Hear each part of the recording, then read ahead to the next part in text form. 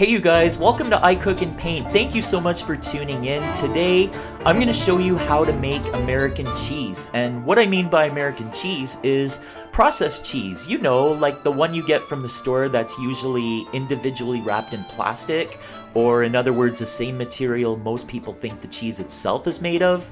Now you're probably wondering, why would I want to make that anyway? Well, don't get me wrong, I love real cheese too, but when it comes to making a grilled cheese sandwich, I would rather go for the processed stuff. It's meltier, it's creamier, but hey, I'm just a starving artist, so what do I know? I do want you to see how gooey that cheese looks. You can make this into slices, or you can make it into a brick so that you have a spreadable cheese product.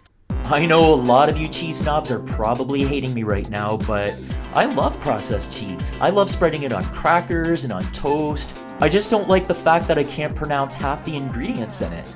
So I started off by grating some cheese. I used a sharp cheddar, but you could also do this with Swiss, mozzarella, Monterey Jack, Colby. You could take a whole bunch of different cheeses and mix them together.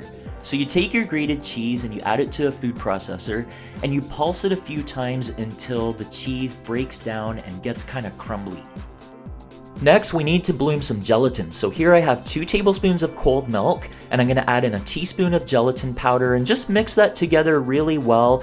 And we need to set this aside for about 5 to 10 minutes or until it becomes a spongy, almost jello-like mass. I'll show you what that looks like in a second. While that's happening, you want to heat up half a cup of milk over the stove or in the microwave, and then add to this a little bit of butter. That's going to give our cheese a little more viscosity and meltability. Butter makes everything better. So go ahead and mix that in, and now I'm going to add in my gelatin mixture. So here's how it looks after it's sat in the milk for 5 to 10 minutes. All the granules kind of absorb the liquid and it becomes a mixture that looks something like this. You have to do this to gelatin anytime you add it to a recipe or it's not going to dissolve properly. So add it to your hot milk and make sure the granules dissolve thoroughly. Now, say your milk cooled down a little bit and your gelatin isn't melting, feel free to heat it up again, but just don't bring it to a boil or it can lose its gelling power. Now I'm going to add this to a measuring cup just to make pouring it into the food processor easier. So on high speed, I'm going to run the processor and I'm going to slowly add in that hot milk mixture. And last but not least, a 1/4 teaspoon of salt. Ooh, look at how good that looks. Every now and then it's important to scrape down the sides. You want this mixture to be super smooth. Keep blending it until you can't see any more bits of cheese. Alright, that looks good. Now you can mold this in anything, but I'm just going to line this little loaf pan with plastic. And now in goes my cheese. Smooth the top nicely, and then I'm going to cover it and put it into the fridge. It's going to take anywhere from 3 to 4 hours for this stuff to set up, but here's what it looks like when it does. So this has been in the fridge for about 4 hours, and I'm just going to take it out of the pan for you, take off the plastic. Here we go. And if you're a fan of Velveeta cheese, then you're going to love this. So seriously guys, I think you should just try it. I'm going to show you how nice it is to cut into this. It's firmed up quite a bit, but not so much that you can't spread it. So you can see how easily it spreads. Oh man, wow. Seriously, if you love this kind of cheese, why wouldn't you make it? Now to make this into slices, all you do is line a baking sheet with some plastic, pour the same mixture over top, and then just spread it around. You can make it as thin or as thick as you want. So just spread, spread, spread away. You do have to kind of work a little bit quickly here because it will slowly start to firm up just a little bit. Once it's all spread out, you pop it into the fridge, and I should have put a plastic cover on it, but I didn't. So after 3 or 4 hours, you can take it out, and now you can slice it into your cheese slices. So off camera, I did cover it with plastic. Do make sure you cover it before you put it in the fridge, because you don't want it to dry out. And I usually slice this into 8 slices. You might want to trim the edges to make your slices perfectly square, but it's really not necessary.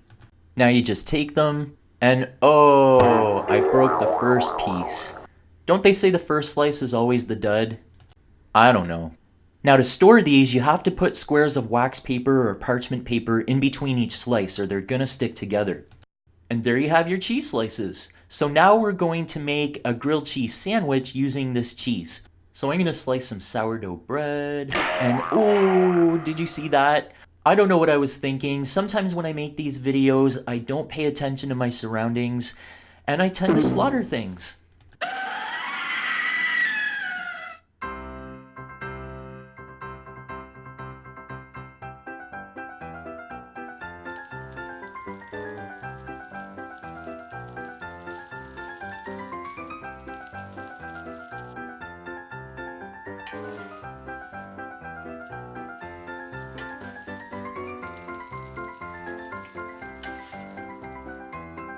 Okay, here we go. Our grilled cheese is ready. And I'm gonna show you how ooey and gooey and creamy this turns out. I probably should have let this rest for a minute before cutting it, but oh well. Imagine though if you used other cheeses like Swiss or mozzarella. Mozzarella would make this stringy. You know, if you're into stringy cheese. This cheese will keep for about a week in the fridge, but it's probably not gonna last that long, so I wouldn't even worry about it. If this is how you like your grilled cheese sandwiches but you don't want to buy the processed stuff from the store, then this is the recipe for you. And you can find that recipe by clicking the link in the description box underneath this video. Thank you all so much for watching, guys. If you enjoyed this video, then please click your like button. I always appreciate all your support. I love sharing my recipes and paintings with you, so until the next video, please be well. I'm gonna go paint now, and I'll be back very soon with another tasty recipe. Bye for now.